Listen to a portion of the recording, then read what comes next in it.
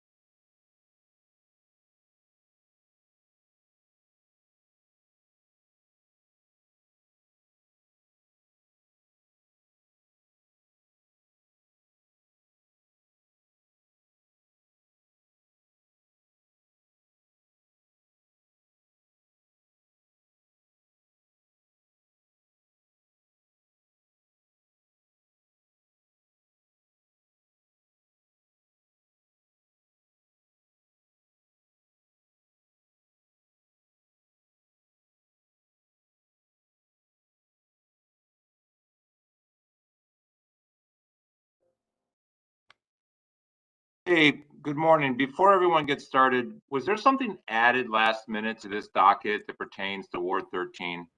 Or was that last week or next week? Or do I have the wrong meeting altogether? Is this Councilman Harsh? Yes. I believe that was last time. Oh, okay. That was last week. Yes. Okay. Y'all have a great Friday. Too. Thanks.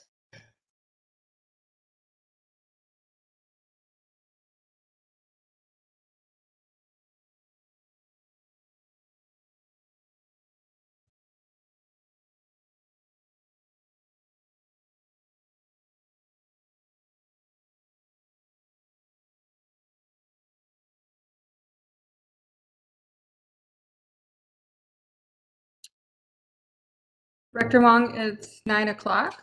Do you want to begin? I think I just looking to make sure we have a quorum. I see August.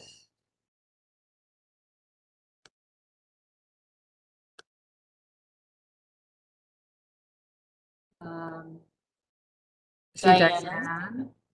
Do we have one more? Do I see Councilman Slides? Do not see him on yet, so we may need to wait a minute. I will text him. Okay. Saw him earlier today. Okay. I don't believe that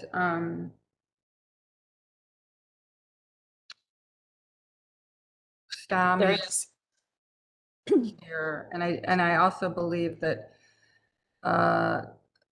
Commission Member McCray Scott is on vacation, so I think we need him. I just saw Councilman sign on. Okay, good. We have a quorum, so I'll turn it over to you to read the preamble and we'll call the roll. Great. Thank you, Chair Curry. Good morning, everyone. I'll read the preamble for the City Planning Commission for July 15th, 2022. In compliance with notification requirements of Ohio's open meeting law in section 101.021 of the Codified Ordinances of Cleveland, Ohio, 1976, notice of this meeting has been publicly posted. All boards and commissions under the purview of the City Planning Department conducts its meetings according to Robert's Rules of Order. Actions during the meeting will be taken by voice vote. Abstentions from any vote due to a conflict of interest should be stated for the record prior to the taking of any vote. In order to ensure that everyone participating in the meeting has the opportunity to be heard, we ask that you use the raise hand feature before asking a question or making a comment. The raise hand feature can be found in the participants panel on the desktop and mobile version and activated by clicking the hand icon.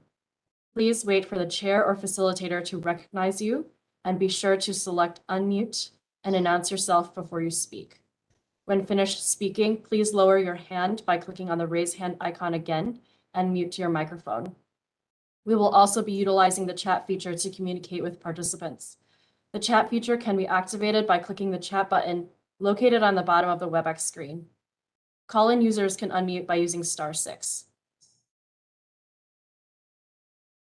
Meeting activity is being recorded via the WebEx platform. These proceedings are also being live streamed via YouTube. All requests to speak on a particular matter via our website and email have been considered. We have also received emails from those who provided written comments on a particular matter. Okay, can we call the roll? Downing, Present. Luker, Present. Curry, Present. Slife, Present. McCray Scott. Paul is also out, correct? Okay, thank you. So we have a quorum, and we are going to start first with zoning map amendments.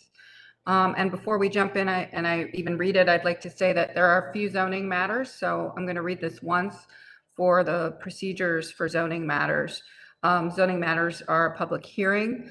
And so first we will hear presentations from staff on the proposed zoning matters. There will be questions from the commission. We'll also hear sponsor testimony first, and this could be the council person or the owner of the property or the applicant. And then we will open it up after we've heard the sponsor testimony for public comment. Since this is a public hearing, we'll hear from proponents first, those in favor of the zoning change, and then we'll hear from opponents or those opposed. We'll ask that you please use the chat feature to raise your hand. We'll call on everyone in order.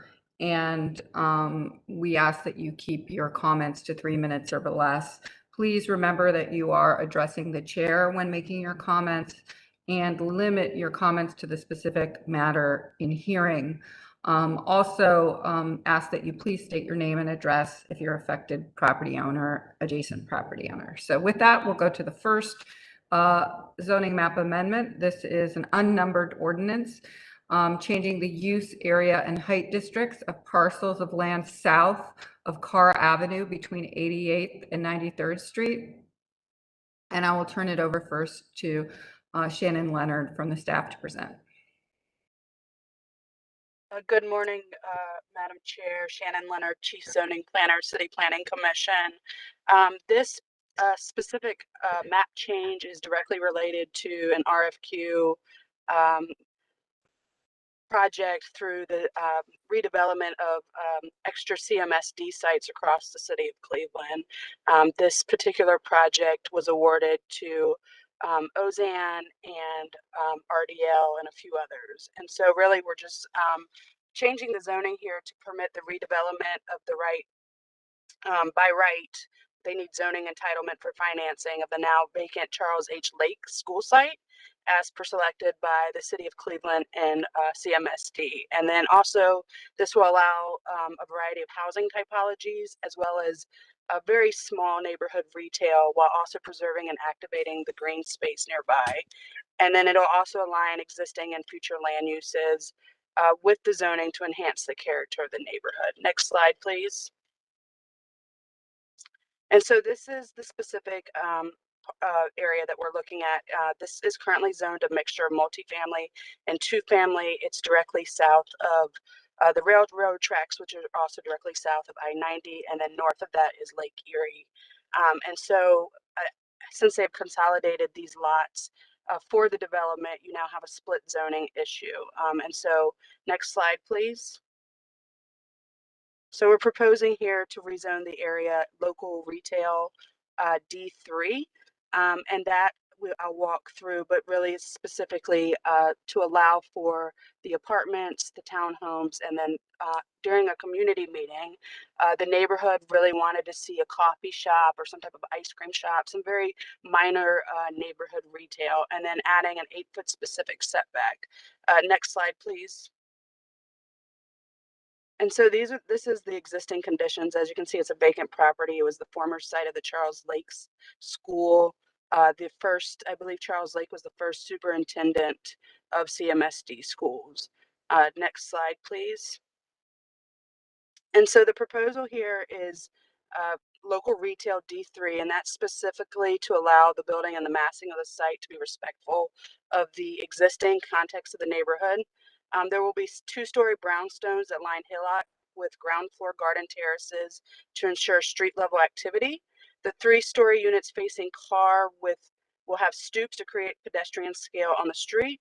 The 3rd floor, and this is really why we're asking specifically for a 3 height district, is to allow visual connection to the best asset in the neighborhood, which is Lake Erie.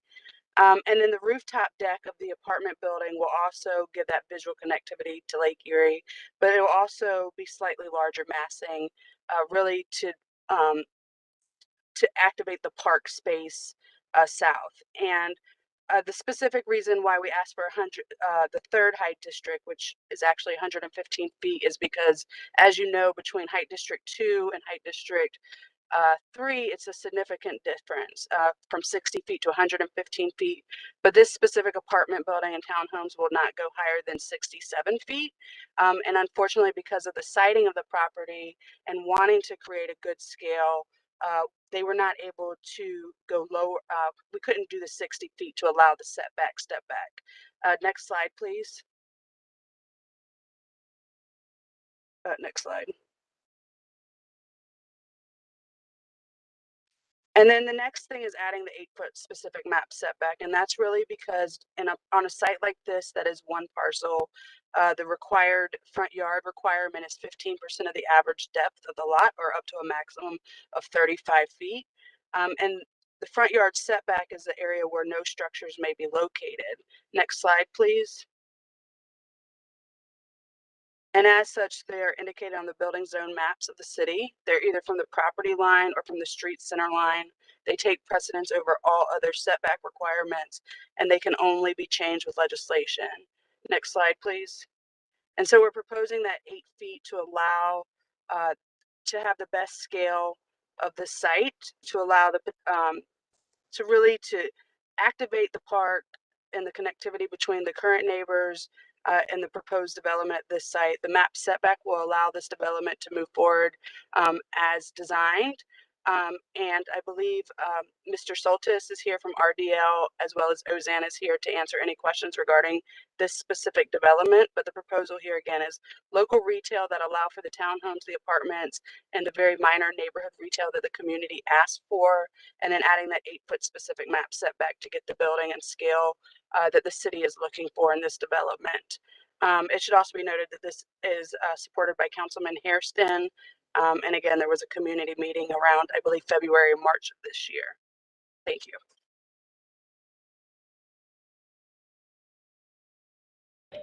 Thank you.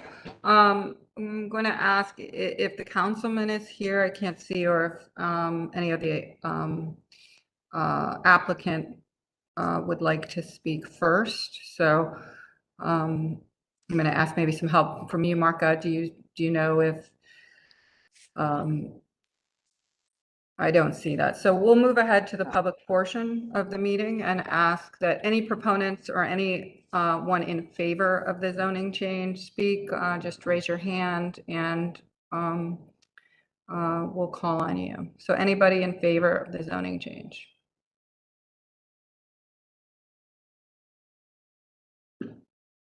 Okay. Anybody opposed to the zoning change that would like to speak?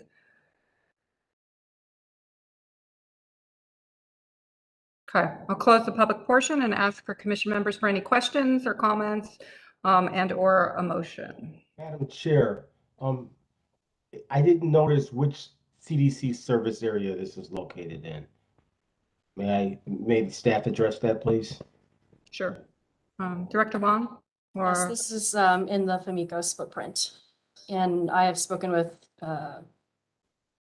Mr. Hawthorne, and he knows about this and agrees with the zoning change. So when you say Famicos, their footprint sort of like spreads in lots of different directions. Are you referring to Glenville, or I don't know what the like? Yes, this was Glenville. Okay, thank you. Sorry. Madam Chair, I move approval, Downing. I have a Second, motion Fluker. and a second. Any other discussion before we take a vote? Okay, call the roll, please. Downing, Yes. Fluker, Yes. Curry, Yes. Slife. Yes. Motion carries. Thank you very much for the zoning change. I think we have another zoning matter. So this Thank is, oh, you're welcome. Thank you. Changing the use, height, area and height districts of parcels of land northeast of Ansel Road between Derby Avenue and Superior Avenue and adding a 15-foot setback. So once again, Shannon, please present for us. Good morning, Madam Chair. Shannon Leonard, Chief Zoning Planner, City Planning Commission. This is another specific map change. This is directly related to the financing of the expansion of the Hitchcock's Women's Center. And so this is really allowing them to, the non-conforming use at this location is a mental health center. A mental health center is is a residential or outpatient institutional use of 36-bed residential treatment facility, as well as 53 units of recovery housing. And this is really allow them to permit the new construction and to replace the existing building. And so eventually they're going to split off that lot and I believe sell the building to another type of institutional use. And then align existing and future land uses with the zoning, and then also enhancing the character of the neighborhood. As you can see here, the current zoning south of the park is 2-family. And so the proposal here, next slide, please, is institutional research D2, and then adding a 15% specific map setback. And that institutional research, generally our zoning code follows one use is permitted and the next use is Euclidean zoning format. This is more of a standalone district. What's allowed in this district is permitted. What is not allowed in this district. Next slide, please. And so the existing building, the current Hitchcock Center for Women, is functionally obsolete. And during their 30-year occupancy, the Fermer Seminary, there has been limited resources for capital improvements, and the age of the building and its complex architectural features are cost prohibitive for renovation. And so they're proposing to build a new building. So the new facility will allow 36 short-term stay furnished bedrooms with private baths, therapy rooms. There'll be therapy consultation offices on site, a dining room, a play area. Really, this will be a place for women and children, breastfeeding areas and changing tables, prescriptions, and then there'll be a kitchenette and a laundry room on site. Just take note, the image here is not a final design. This was just what was proposed during this process. Next slide, please. And then there'll also be 53 furnished apartments for recovering housing. So keeping both the treatment and the recovery on the same site. There's certain best practices for that, and that's why this type of use is proposed here. Next slide, please. And so this is really just existing conditions. You can see the former seminary that is still there as well, that is being currently used. But the new building is proposed. Initially, it was set back with the parking lot in front, and I think we were pushing them more towards setting the building towards the front and putting the parking in the rear to allow a better pedestrian experience. Next slide, please. And again, map setback. So we're proposing a 15-foot map setback, and this will allow them to site the building closer to the street, similar to the current seminary. Again, map setbacks are a required front yard where no structures may be located. They're indicated on the building zone maps from either the property line or the street center line. They take precedence over all our other setback regulations, and they can only be changed with legislation. Next slide, please. And so we're proposing for this entire site to be institutional research D2. That'll allow the new development of the new Hitchcock Center for Women's, which is, I think, proposed to be about 5 to 6 stories, and then adding that 15-foot specific map setback. And just this is also supported by Councilman Conwell, as well as they still will have to go through the design review process if they're selected for the financing for this project. Thank you. Okay. As a council person or any of the other applicants here to speak to this matter? I'm just- Mark Dodds is present from the Finch Group. Mhm. We've been retained by Hitchcock Center for Women to assist them in putting together this development. Shannon actually did an outstanding job of explaining what this project is about and why we're doing it. The only other point I would make is we sort of got into an accelerated schedule here. Our original plan was to fund the recovery housing, the 53 units using 9% low-income housing tax credits. As I'm sure most, if not all of you know, those applications are typically in February of every year. But the Ohio Housing Finance Agency has come with a new program that's funded through ARPA that they're calling bond gap financing. This program has the ability to offer a $5.5 million forgivable loan for this project. The challenge is we found out about it about a month ago and the applications are due on August 4th. So that's why we're sort of on an accelerated schedule right now because we want to make that application. If we are successful in getting that grant, that forgivable loan, which turns into a grant if you keep it as affordable housing, we'll only need to get 4% tax credits. The treatment portion of the project is being funded by grants from the city of Cleveland, Cuyahoga County, and the Cleveland Clinic Foundation. Because you can't use low-income housing tax credits to pay for a treatment facility. So that's what our project is. And hopefully you can support this change in the zone. Okay. Thank you. So now we'll open it up for the public portion and ask if any proponents, those from the community in favor of the zoning change would like to speak. Just please raise your hand. I don't see anyone. So now anyone opposed to the zoning change or might have a question from the community, please raise your hand. Okay, I don't see anyone, so I'll close the public portion and ask commission members for any questions, comment, or a motion. Madam Chair, I believe this site is in St. Clair Superior neighborhood service area. Can somebody confirm that? If so, I have to recuse myself. Okay, I do not know that answer. Director Wong? I believe Ansel Road is really on the Benitez? border of Glenville and St. Clair Superior. It's on the west side of Martin Luther King. Do we know for sure? It's in the Glenville neighborhood. Okay, Okay, I just wanted to ensure, because I'm looking at a service map, a St. Clair Superior service map now, and Ansel, at least a portion of Ansel that extends to Superior is in St. Clair Superior. So I'm gonna play it safe and recuse myself. okay.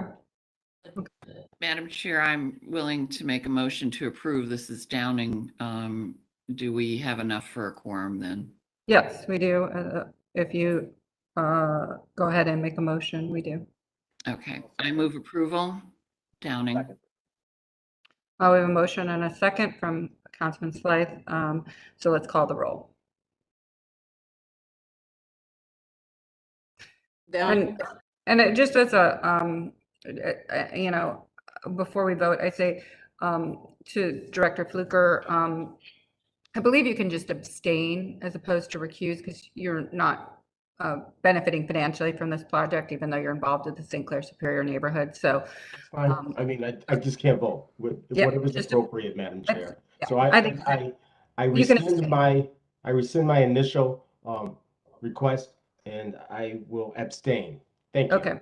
So, okay, let's call the roll. okay. Fluker, Abstain. right, Curry, Yes. Slife, Yes. I don't think I was asked. Yeah, you But need. Downing is. Downing. Yes. Yes. Okay, motion carries. Thank you. The next item is an unnumbered ordinance, changing the height use area of parcels of land along West 25th Street between Sackett and Woodbridge, and adding an urban form overlay. And the presenter is Matt Moss. So please go ahead, Mr. Moss. Thank you. Thank you, Madam Chair. Next slide. So this is a proposal to change some of the zoning in the Clarkville neighborhood along West 25th. And so this rezoning would realign the use area and height districts to permit development of affordable housing, the form and density, and provide the form and density conducive to the context of West 25th. Next slide. So to provide some context, this is where we are in the Clarkville neighborhood, directly across from from Metro Health's main campus. And here's a zoomed in shot showing the block we'll be talking about this morning. Next slide. So this is the zoning proposal. You can see here there's a mix of zoning currently on this site. It's a mix of two-family, local retail, and general retail. And the proposal here is to unify this block under limited retail with a G area district, a 2 height district, and replacing the pedestrian retail overlay on West 25th with the urban form overlay. Next slide. This is just a context to show the existing design review district on this area. So you can just see that some of the buildings in this site will go through a design review process. The main objective of this proposal is similar to some of the other rezonings you've heard previously this morning. This is in order to support an affordable housing application by Metro Health and the community builders on this location. And in order to do that, in order for them to be competitive and apply, they need a by right development ability. Next slide.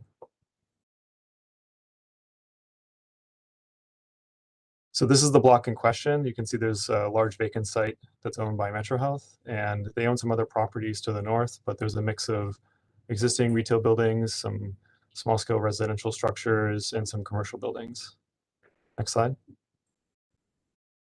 This is a view of West 25th looking south. The lot on the left side of this image is a development project that's actually recently been completed or is wrapping up their completion by Metro Health that we reviewed sometime a few years ago. Next slide.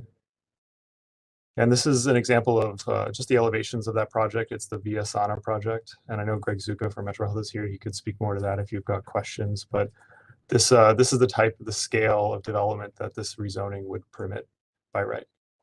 Next slide. And here's just a parallel view looking the opposite direction from the opposite end of the proposed rezoning area. Next slide. So I wanted to prepare I included some slides from previous plans that we had reviewed last October. So you might recall this is from the 25 Connects plan. There were 2 plans that we adopted simultaneously in this area not too long ago, the 25 Connects plan and the Clarkville Together plan. And this location was a recommended stop location as part of RTA's forthcoming proposal to transform West 25th into a bus rapid transit corridor. Next slide. And so I wanted to include this to show you some of the detail of that recommendation. This location here is recommended to have a bus rapid transit stop, and also the scale and type of development that is recommended here is what this zoning would enable. Next slide. This is a detailed plan of one of the stations recommended. So this would be the highest quality station that was recommended in the plan. It's the type 1 wide station. And with the urban overlay setback and the existing sidewalk width, we'd be able to accommodate the station into whatever development is ultimately proposed and designed on this site. Next slide.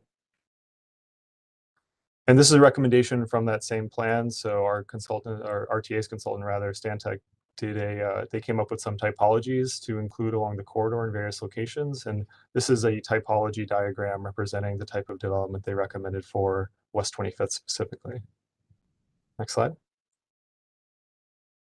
And lastly, I wanted to show this slide from the Clarkville Together plan. So this is some of the corridor recommendations, specifically what our consultant recommended for West 25th.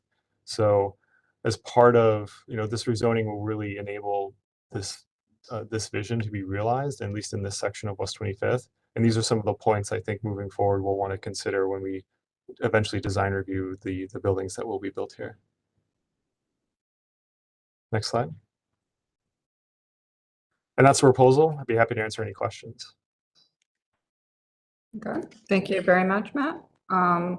Is the council woman or any other applicants here to speak to this matter?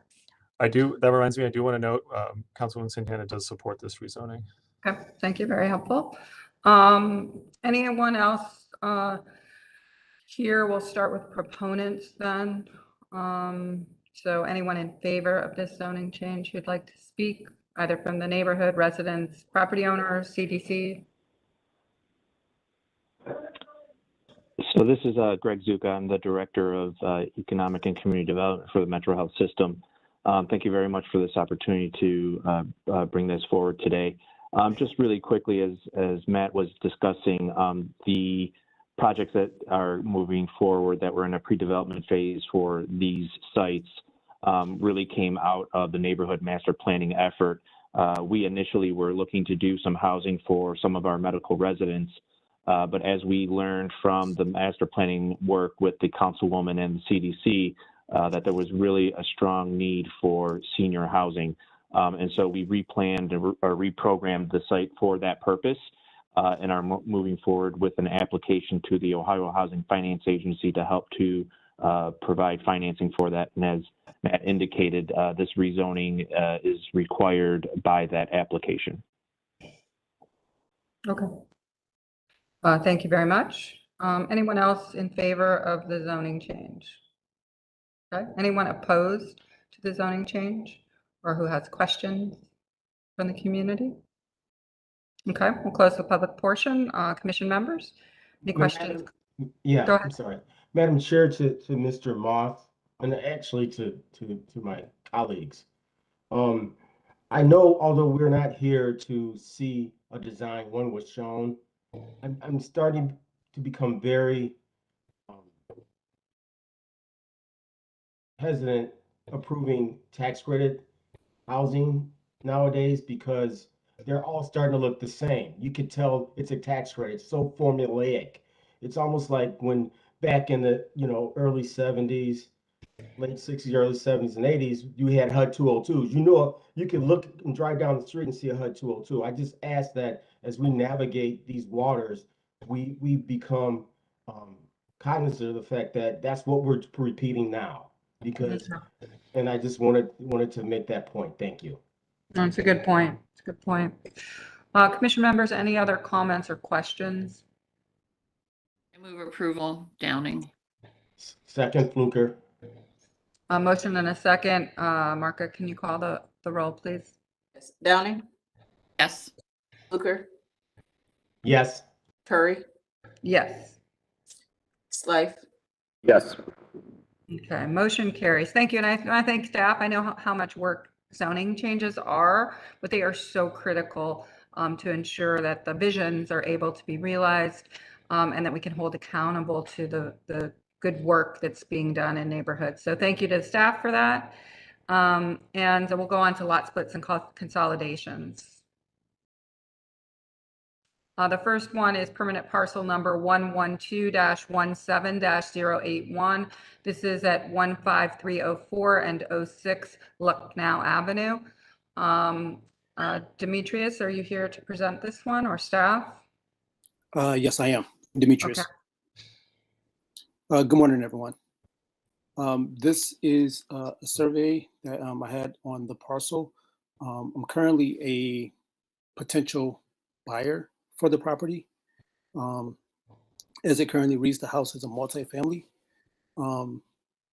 but both houses are separate. So they're two different structures.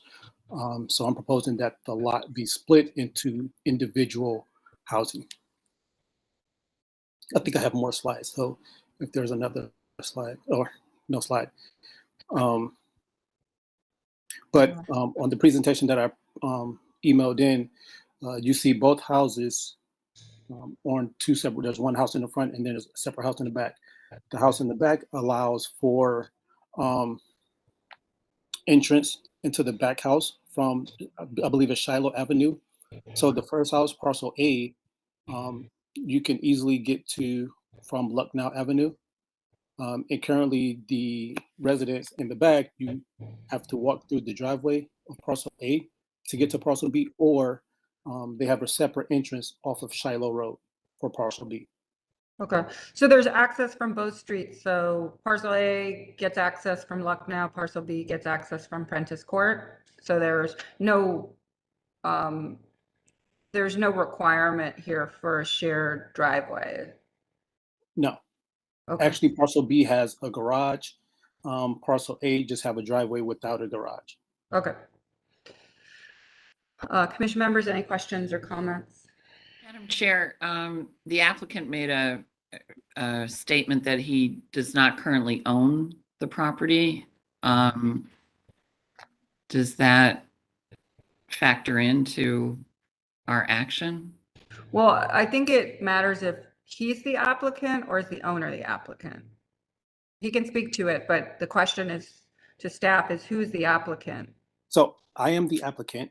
I have a purchase agreement with the owner, and this is just one of the steps that we decided to take before actually purchasing. So I do have a purchase agreement with the owner.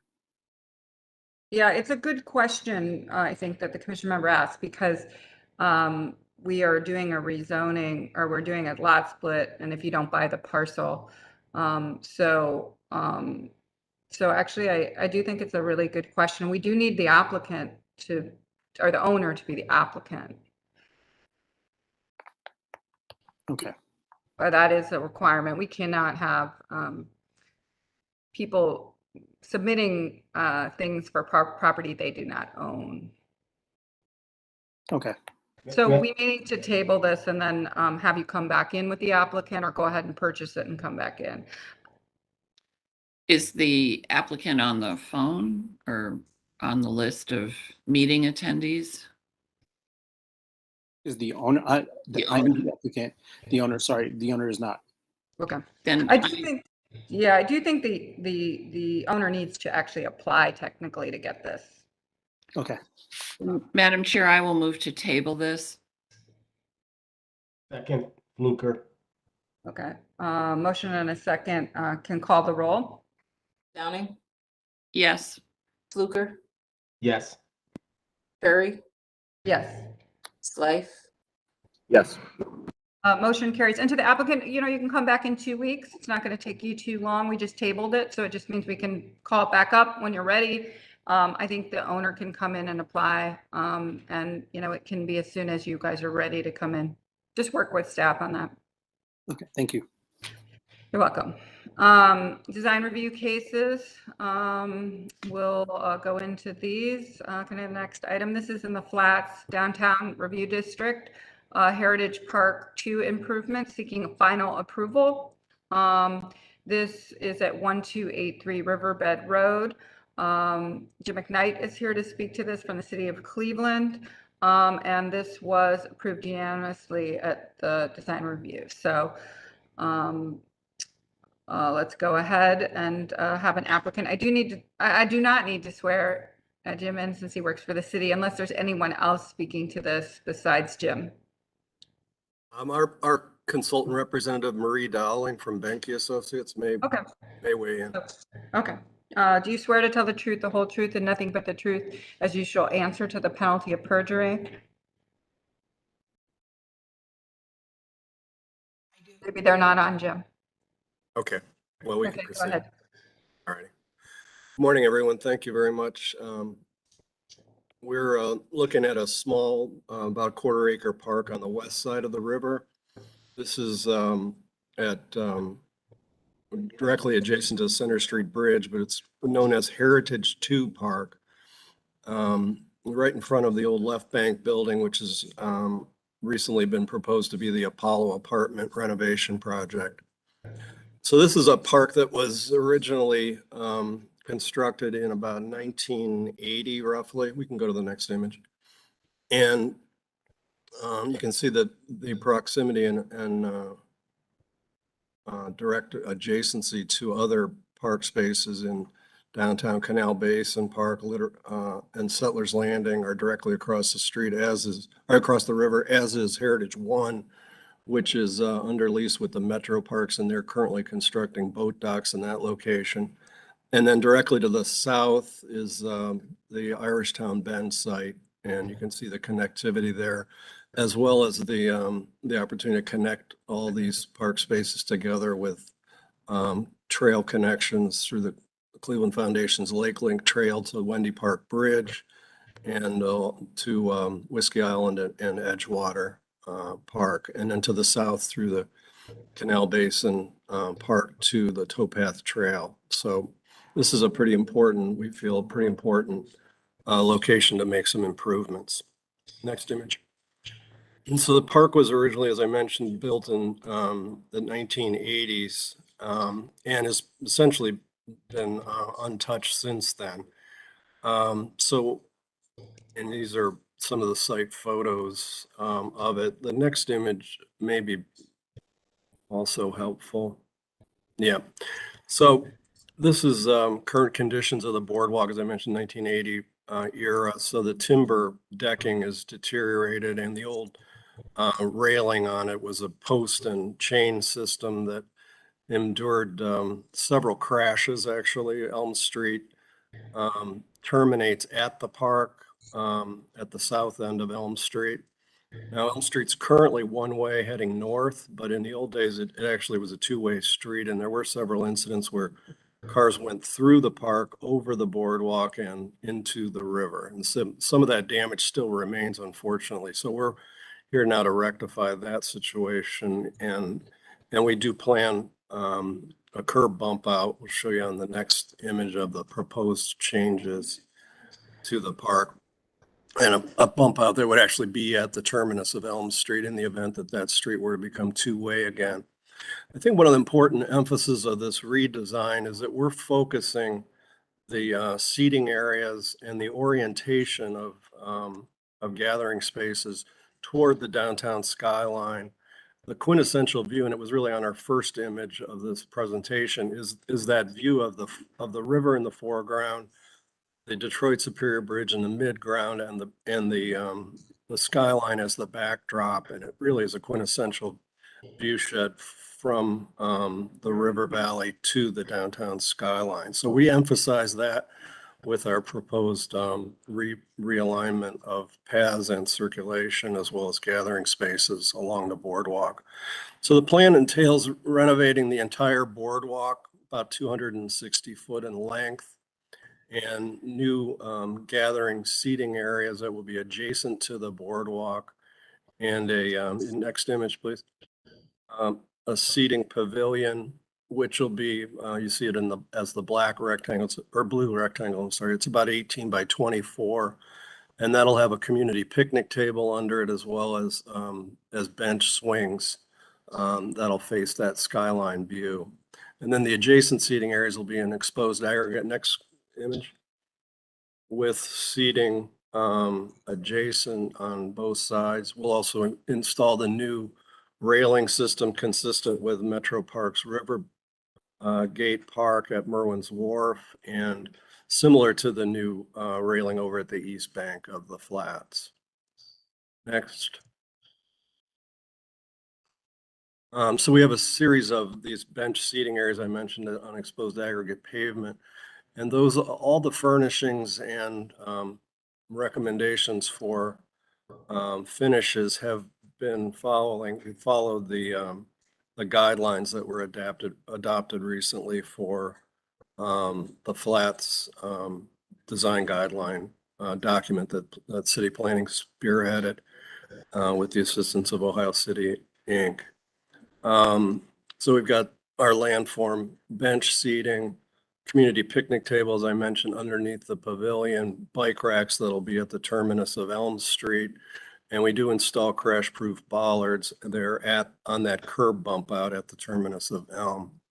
New waste receptacles, drinking fountain also will be at that terminus of Elm Street. And potentially we have space there for a future informational kiosk, because as I mentioned, that this seems like a critical crossroads, if you will, of paths that are going through the flats and into different directions, and then seem like an obvious point of rest, if you will, if you're on a bike or walking the trails.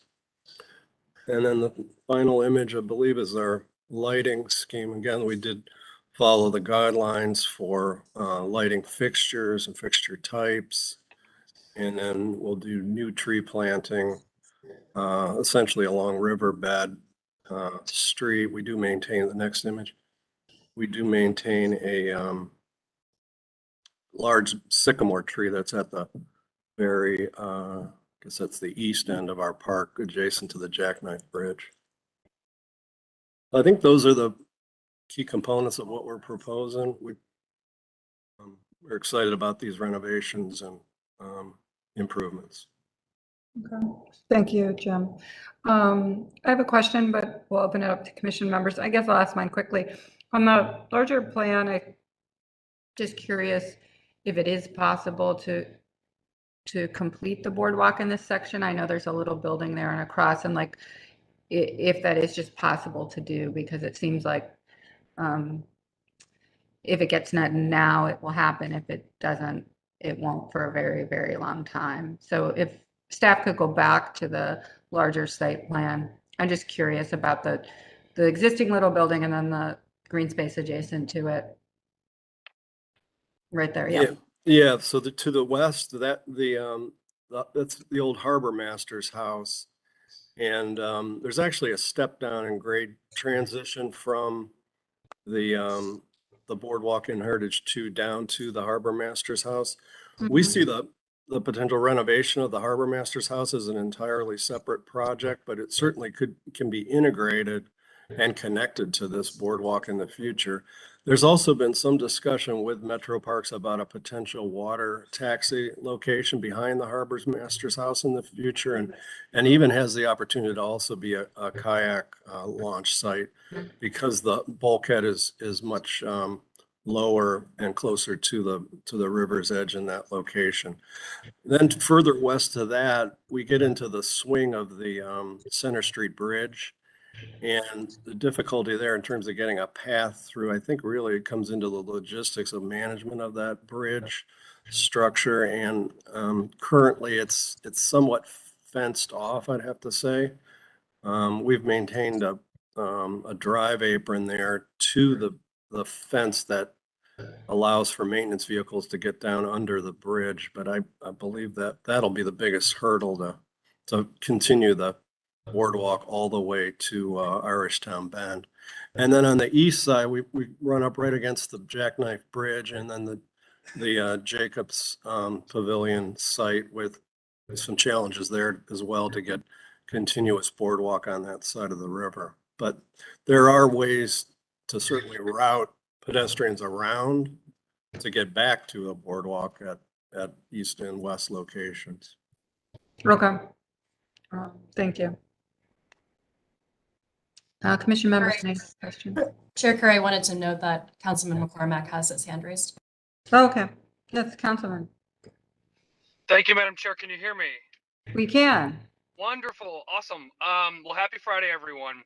I'll be very brief. First and foremost, as always, I want to thank Jim, who is one of our diamonds at the City of Cleveland that doesn't get enough recognition, not only for his design expertise, but his not only willingness, but real interest in engaging the community. So, Madam Chair, we had a community meeting, and I'm sorry if I missed this testimony earlier, for the residents of the Flats West Bank. This was very well received. This is most definitely a part of a larger network, but I would also note that with our residents down in Stonebridge and Lakeview, this is a really important public space for them. Because of, there isn't a ton, well, right now, there isn't a ton of green space. Of course, Irishtown Bend will make a big difference there for these folks. So great engagement with the neighborhood residents that live here. Really excited about this investment. And again, I want to thank Jim and planning for meaningfully engaging with our community members on this important park. Not a big park, but important most definitely for the city and for the residents that live in this area. So really exciting. And the last thing I'll mention is that we are definitely, and we had conversations with planning and other city departments about the neighboring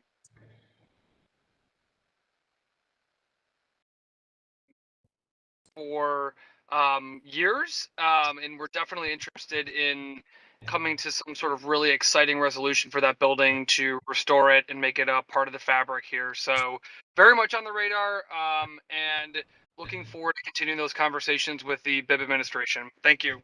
Okay, thank you, Councilman. Director Wong? And if I may also just add, thank you, Councilman. This was a multi-departmental effort. Thank you to Jim for really spearheading that.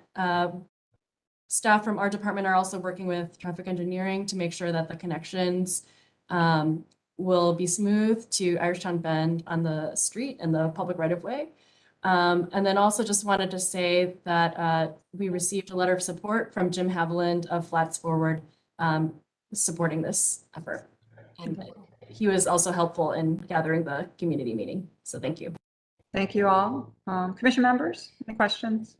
Madam Chair, this is awesome, by the way. Nice job, Jim. I've always respected your talent.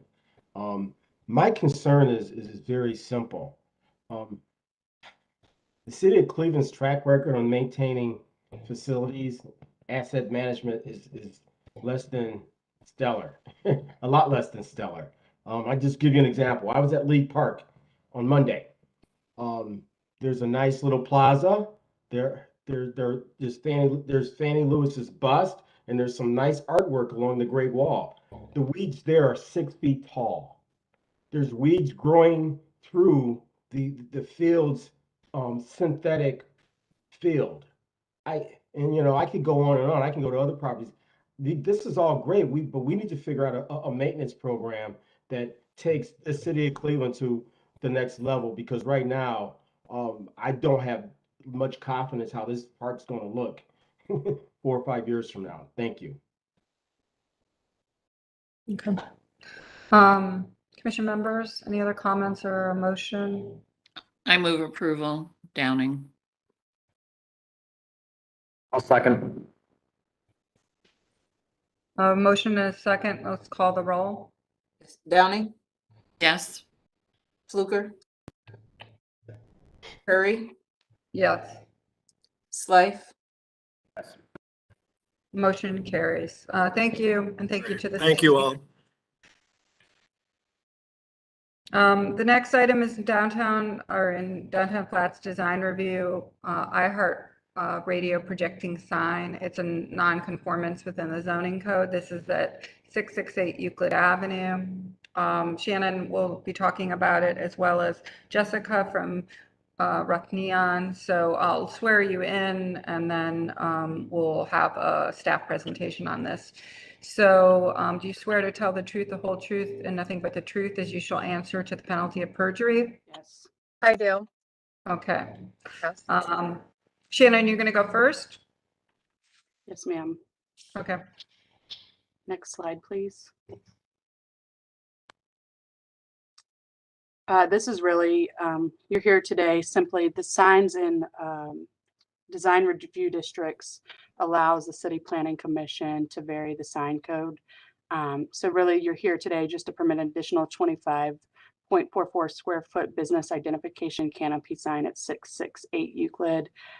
These are the existing, I believe the sign has already been installed. So we're kind of here for a forgiveness type permission. Next slide, please. This is the location at 668 Euclid. This is, I believe, managed by K&D. It's residents at 668, and there's some office space. Next slide. So you're really here mostly because, again, 350.16 in the design review section allows City Planning Commission to vary the sign code to be either more strict or less strict than the regulations generally in 350. And so really you're just deciding, is this better design compatibility? Design compatibility you may vary only if such variation will result in signage which is better suited to the design of the subject property or nearby properties. Design guidelines, any variation shall be approved only in accordance with your design guidelines, and this is minimum variation which is necessary to ensure design compatibility. Next slide, please. Just real quick, some verbiage. Business identification sign. So our sign code regulates based on structure and type. So a business sign is an identification sign. It has detailed information about the operation of the business. Identification sign just identifies the type of business, and a canopy sign is a sign that's attached to or printed on the fascia or valance of a canopy, awning, or marquee, or hanging from the soffit of such a structure. In this case, it's hanging from the soffit. Next slide, please.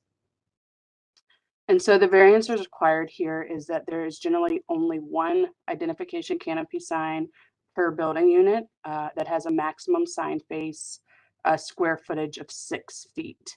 So this will actually be the third canopy sign. I believe it's a non-ground floor use, and it will be 25.4 square feet. So essentially you need a variance of 19.44 square feet for this specific canopy sign. Next slide, please. And so your considerations here are the canopy business identification sign and more than one sign. So this will be the third canopy sign at 668 Euclid. So you're just determining whether this results in signage that is better suited to the design of the subject property or nearby properties. Does this result in signage that follows your standards? And is this the minimum necessary variance to ensure design compatibility with surrounding properties and residential neighbors? Thank you.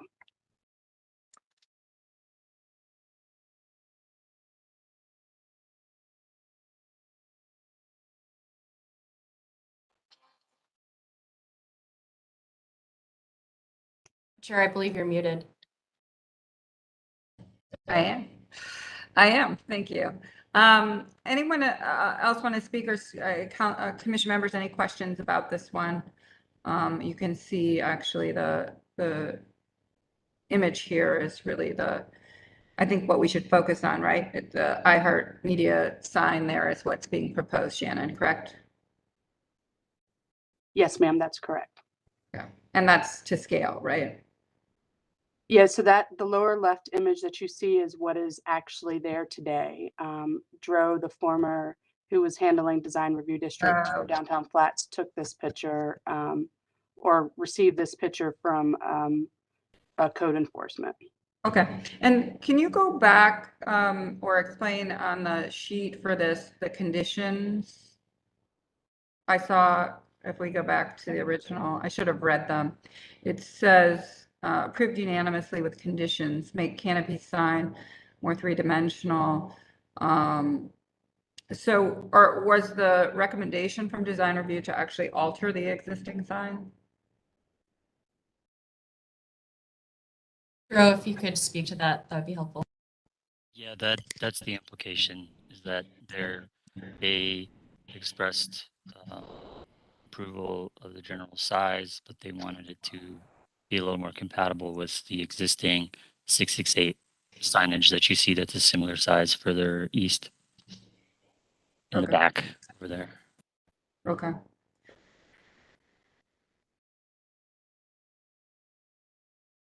Got it. Commission members? I'll move approval with the conditions from design review. Okay. Are you okay if they work with staff on that implementation of that and meeting that requirement? Yes, I'll move approval with the inclusion of the recommendations from design review that can be worked through with City Planning Commission staff. Second. A motion and a second. Any other comments or questions? Okay, call the roll. I wasn't able to hear who made the second. August did. August, okay, thank you. Okay, Downing, Yes. Fluker, Yes. Curry, Yes. Slife, Yes. Motion carries. Okay, next item.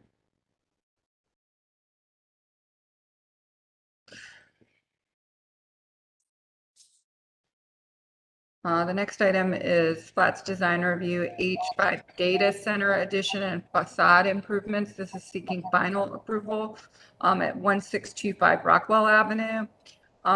This was approved with conditions. And so as you present, we'll ask you to address these 3 conditions. One on the landscaping, another on the fencing, and the curb cut. So can I swear you in, anyone speaking to this, Dale or others? Do you swear to tell the truth, the whole truth, and nothing but the truth as you shall answer to the penalty of perjury? I do. This Okay. is Dale with Arkinetics. Okay. Okay, do you want a brief overview of the project or just get right into Yeah, I mean, you don't have to go into too much detail. I think just pretty much focus on the design review comments. Of course, give us a little bit of an overview. Yeah, so the overview is H5 is a existing data center and going through an expansion, which is going to include the addition of a 13,000 square foot generator building to the west in an existing parking lot. With that, we will be enhancing the landscaping per our design review comments from yesterday. If you want to scroll down past the renderings, we can get into the site plan. So these are just some quick renderings of our proposed landscaping, the new generator building located to the west.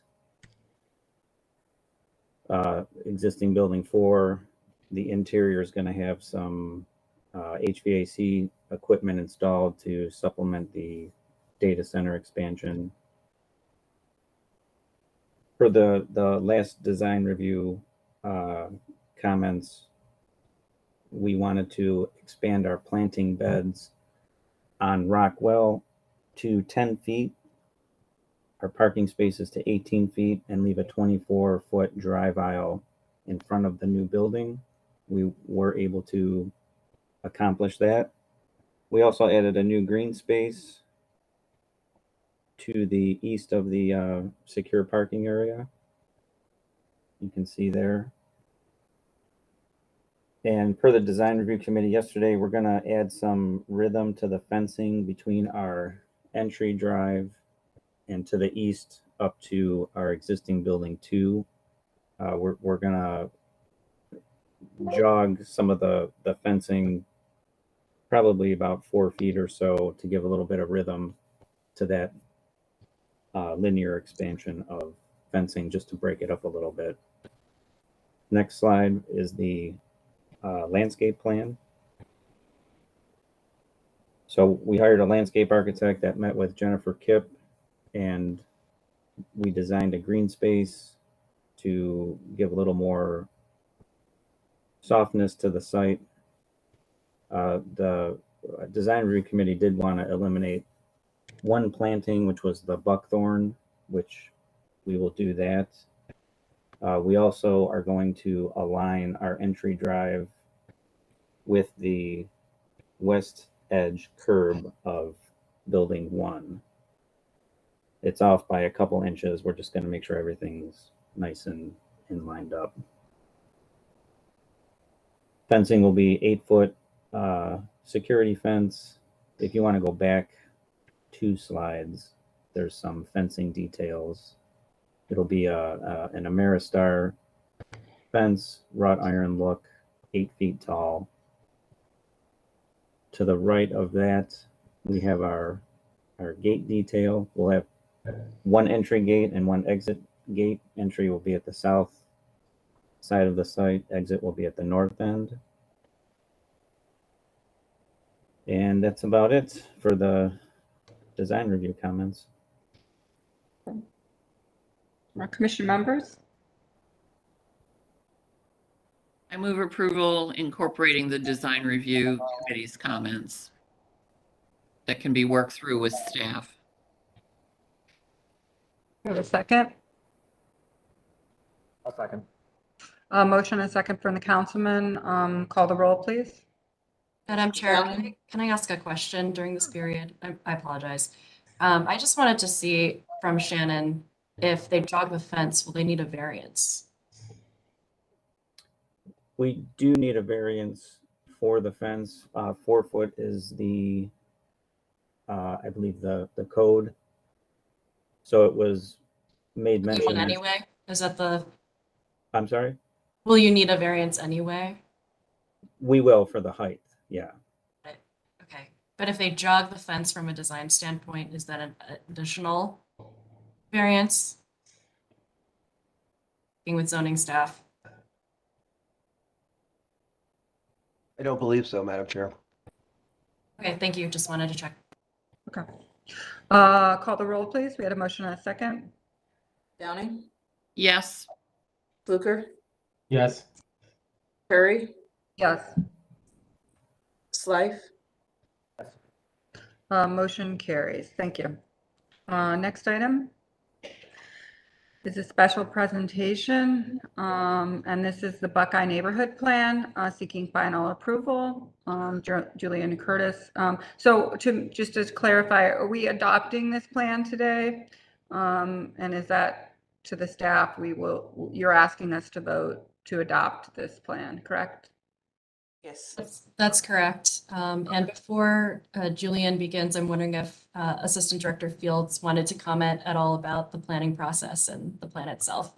But let me I'll swear say him in I'm- real quick. and Madam then- Chair, Yes. before you proceed, I must recuse myself. Okay, so to that point, and I think obviously since Commissioner Member Fluker worked at City Architecture, he actually technically has to abstain. So we do not have a quorum for this one unless he can abstain, which he cannot. No, So I'm recusing myself. I'm noting Not that. Not abstaining. I just want to be I'm very noting clear. It's it. very important. Yes. Thank you. Yes. But so I'm saying, so we do not have a quorum. That's And, good point. So do you want to present, my preference, not to make you come back, but it's such an important project and to have the full commission hear it. And so I'm going to ask with two options. One is to go ahead and do this in 2 weeks. Second is to hear it and then to hear a very shorter version with the full commission and vote at the next meeting. So I'm going to ask you, Director Wong, what you'd like to do. I think we should have all members present for the presentation. I do too. Yeah. Okay. It's the Burton Belcar team.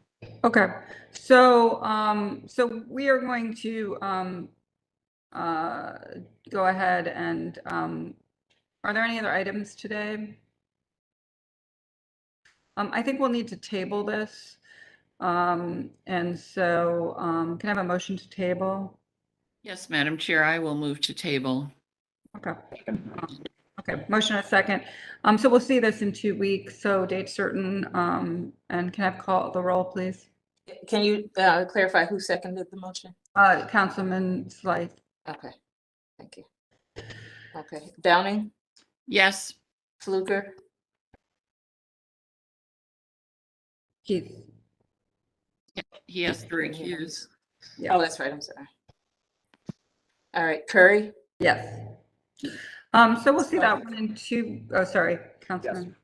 In 2 weeks, and apologize to the commission about that, or to the applicants. But it is such an important project and very excited about it. So we'll see you in 2 weeks.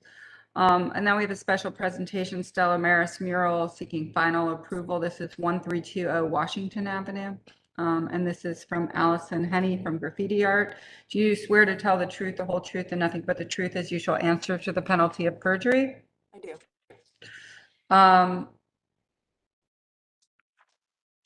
Okay.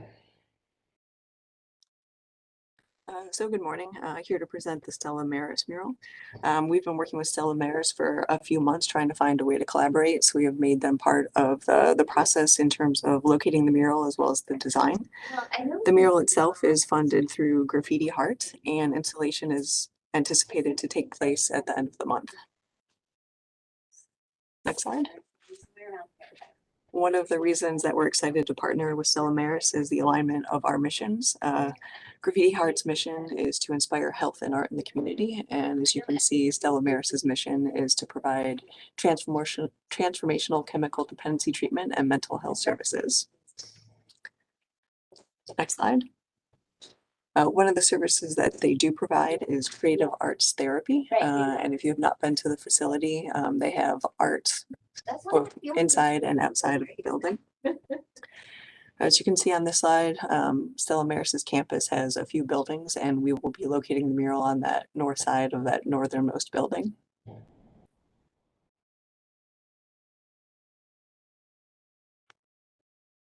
Here is a contextual photo showing the existing conditions. Here you can see the blank wall, approximately 105 feet by 30 feet. And here is the artist Birdcat's proposed mural.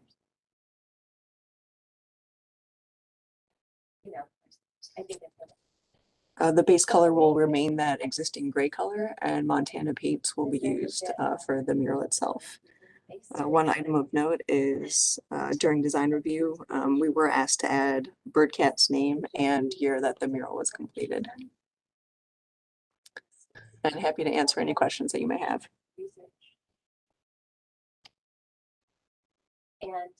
Commission members, any questions, comments? I move approval. Downing. Second. Slife. Motion and a second. I think it's a great mural. Really like it. So thank you. Call the roll, please. Downing, Yes. Fluker, Yes. Curry, Yes. Slife, Yes. Motion carries. Thank you. I think the meeting, that was a very short meeting, and apologize to Buckeye again. So Director Wong, we have a report today. Thanks all. We'll be brief. So everyone's really excited about this opportunity.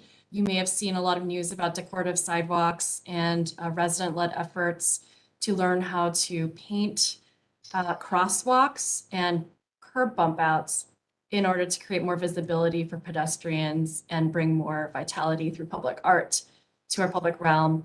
So the city is partnering with resident leaders from the People Streets as well as in Slavic Village on a learning lab for any residents interested in what it would take to do your own decorative street painting projects. The learning lab will be held next week on Wednesday, July 20th from 3:30 to 5:30 at 2999 Payne Avenue, which is the WA. You can feel free to register using that QR code on the slide above. Right there, if you're looking at a screen.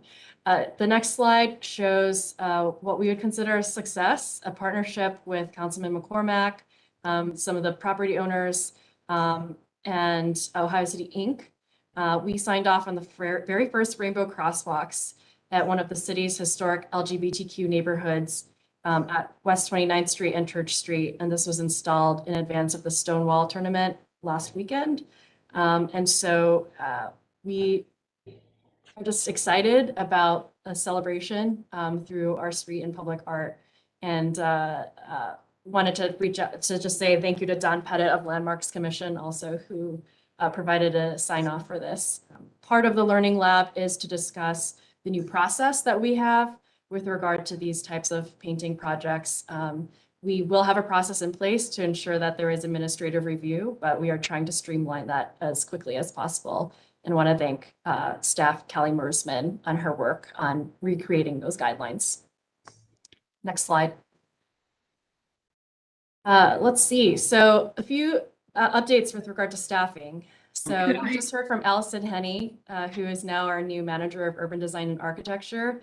We're really excited to have her join us. She's had extensive experience, including working at the City of Lakewood, and we anticipate she'll be working, in depth through the downtown and flats design review, facilitation of the design review district, as well as, creating a series of design guidelines and updating what we have on our, for our use as city planning, but also for the public, for any developers or applicants who would like much more guidance on broad design review, whether it's landmarks and historic architecture review guidelines, streetscape guidelines, right-of-way guidelines.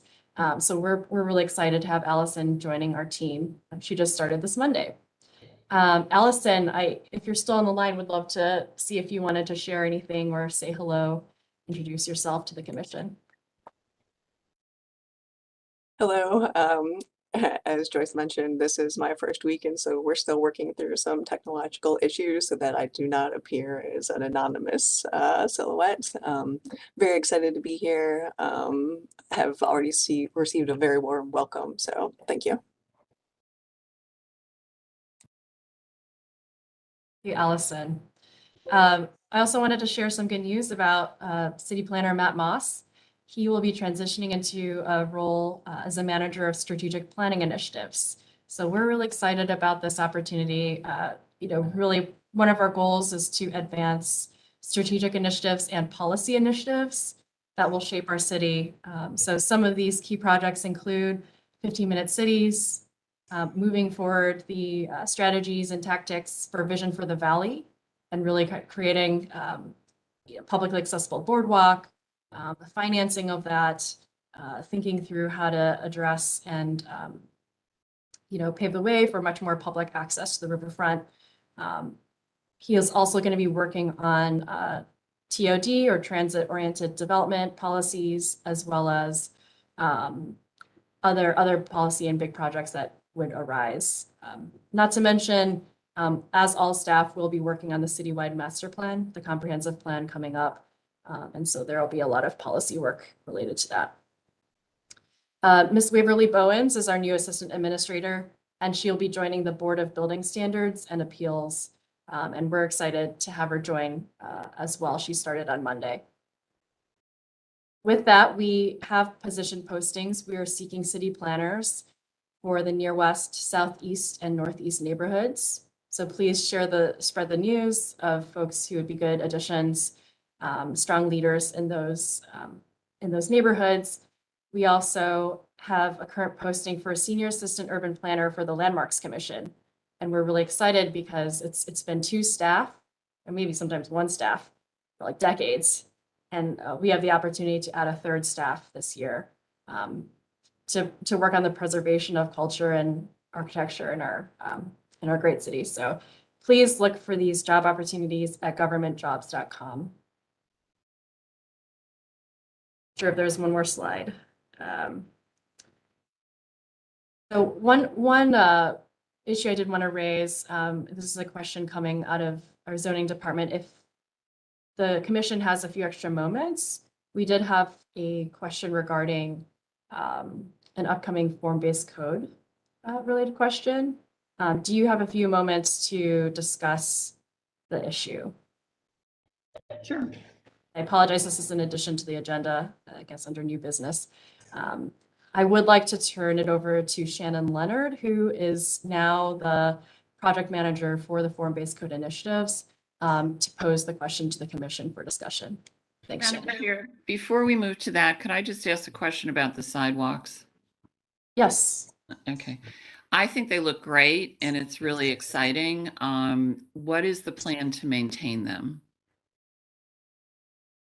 A good question, Chair, to Member Downing. It's really resident-led, and so we're going to rely on residents and property owners to assist with the maintenance of that particular program. The previous pilots, which were in Asiatown, were used temporary paint, and in this case, this is permanent paint. And so I think there will be a key difference in how long they will last and how they appear.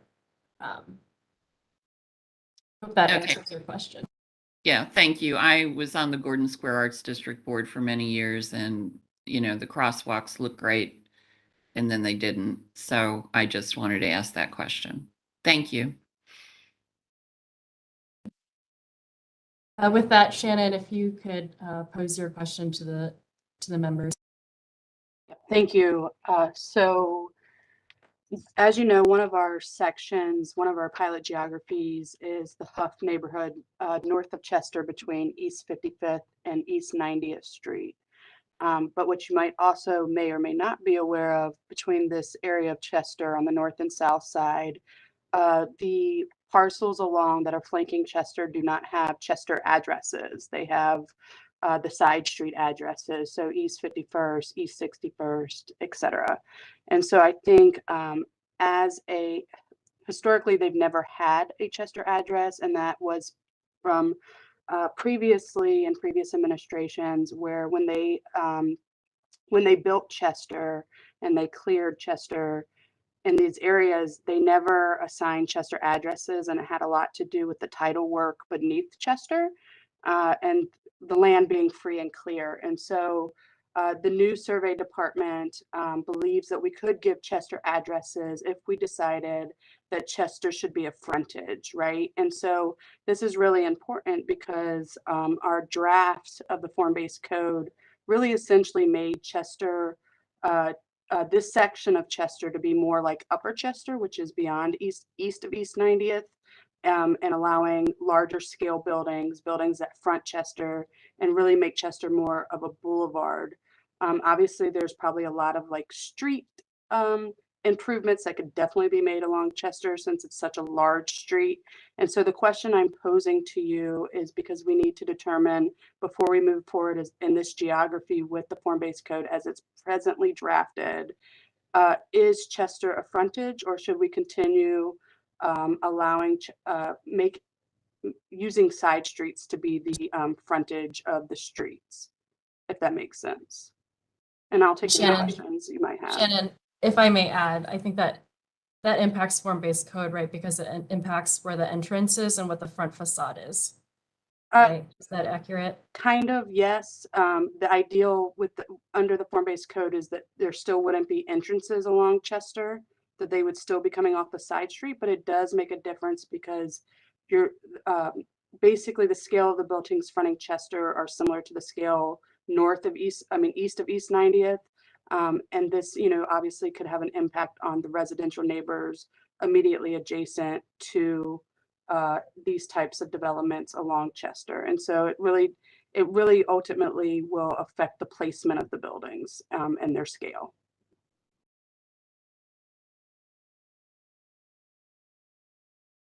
Madam Chair, to staff, I generally don't have an issue with creating addresses along Chester. It's always been problematic in my mind.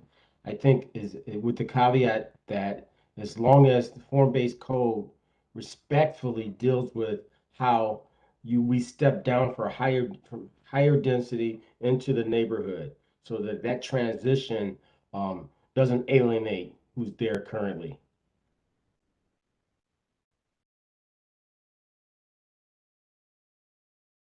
Curry, you're muted again.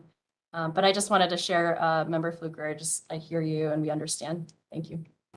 I do wonder if there's a bit of a, it's complex because there are some things that front Chester and some things that front the side streets along the whole length. So I wonder if it's not a one size fits all on this, that there's a creative solution for thoroughfares in general where there is this issue and you want some flexibility for specific solutions that are needed. Like this one is not a one size fits all for me in terms of how just different ways people have addressed Chester along the whole length of it.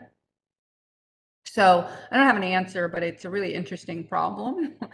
And I think you should start from what is the end result that we want on a condition like this, and try to figure out how to use the form-based code to achieve that.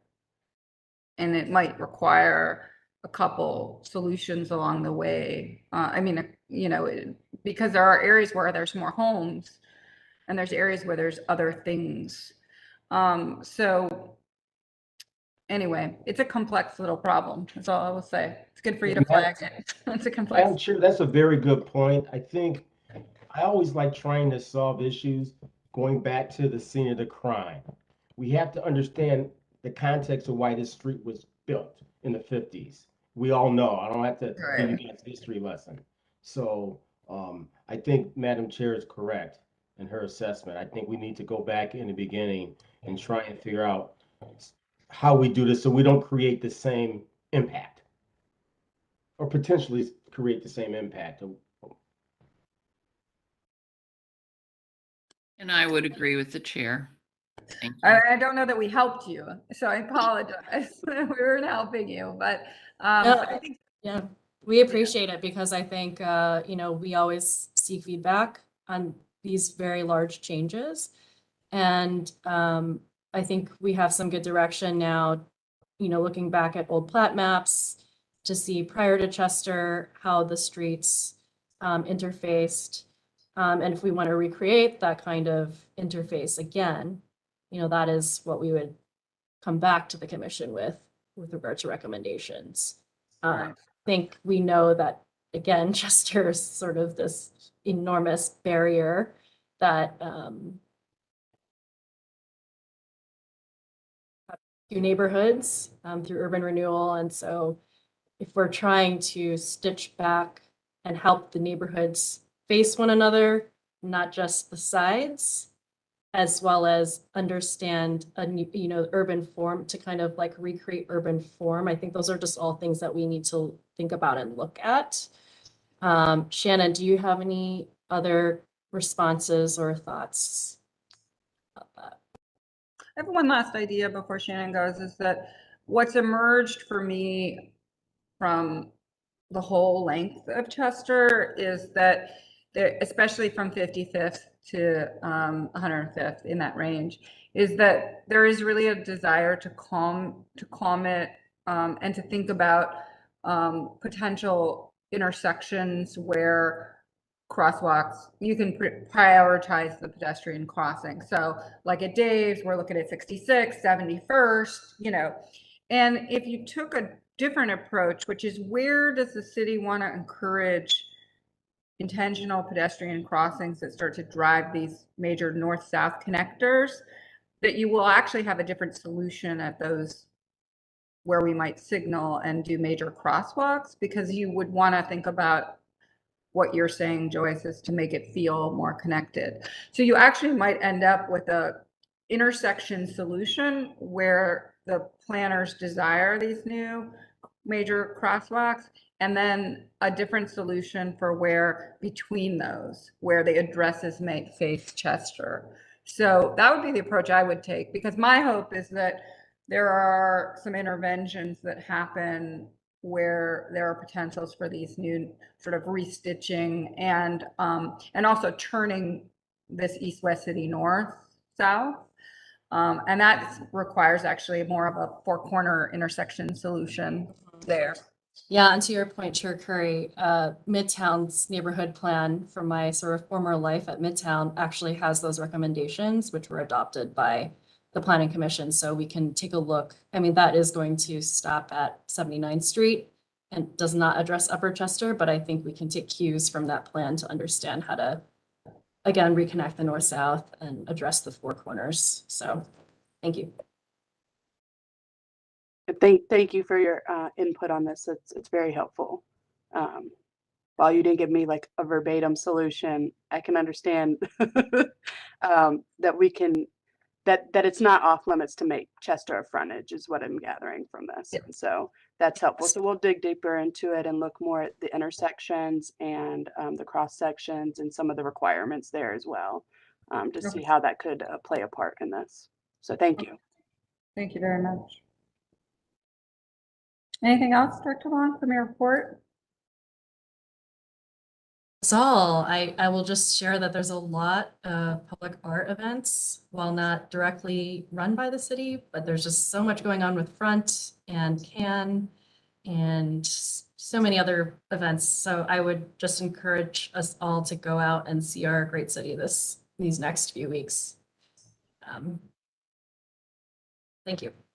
Agreed. Commission members, since we're going to end early right now, anything anyone else wants to raise or I Go would like to thank Director for voicing her opinion in our meeting yesterday, the Open Space Committee meeting. And why it's important is because we have this uncanny ability to forget who our partners are and who we need to have at the table. And if we're going to solve this issue that we have here in Cleveland and try and model it after all other cities. So we have a coordinated effort to program, maintain, and permit public spaces. Then the city of Cleveland needs to be at the table, and they need to understand what it is they're agreeing to, and understanding that the way it's been run is not the answer. And so I just thank Joyce for pointing out that there's been work happening, but right people haven't been at the table. So thanks, Joyce. Thank you. Okay, so thank you, commission members, and we'll actually end the meeting today and appreciate it. Have a good weekend, everyone.